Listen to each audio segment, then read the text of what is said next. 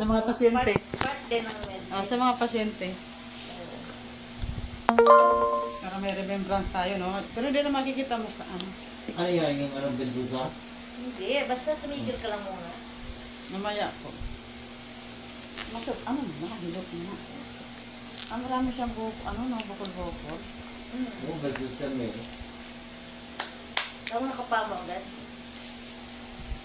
Pag isang hawak ko pa lang, alam ko na yun, Tigas, sir, Tigas. Paano? Di, maano siya? Hindi, pagka matagal na siya nagpapaganito, lalambot na lahat yan.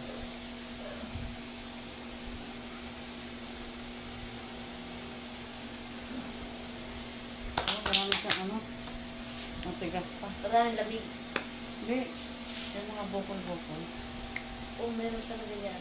Braso. Ito sir, mga balakang.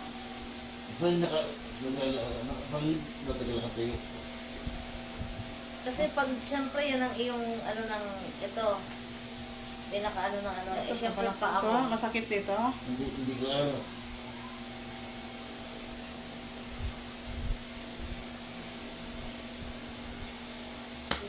Hindi pala basta daliri yung ano mo. Hirap din pala. Pawisan talaga. Pag hindi ka sanay, susurrender ka. Diba? Pag hindi mo talaga Oo. trabaho. Tsaka hindi, pag hindi ka mangangapa ka pa, ikaw alam na kung saan mo. Ay, kasi na yun, dami ko na hinawakan. Dapat dinala ko pala yung logbook ko. Dugtong-dugtong mo. Ano na siya, tuloy-tuloy na. Lahat na, pantay, pare-pareho lahat. Oo.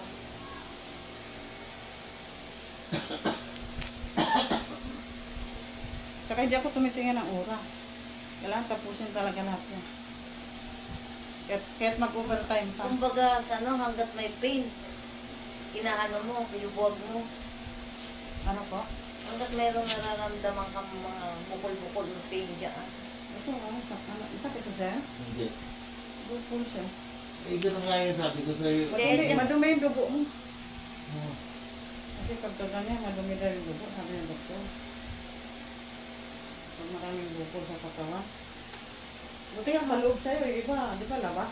Meron siya sa kamay. May si Chan. May repeat. Yung aking, Ito, masakit daw ito, balakang. Hindi. Pag ginapa ko nga, pag ang lakad, Masarap to dito, pag ginano, basag, Masakit na masarap.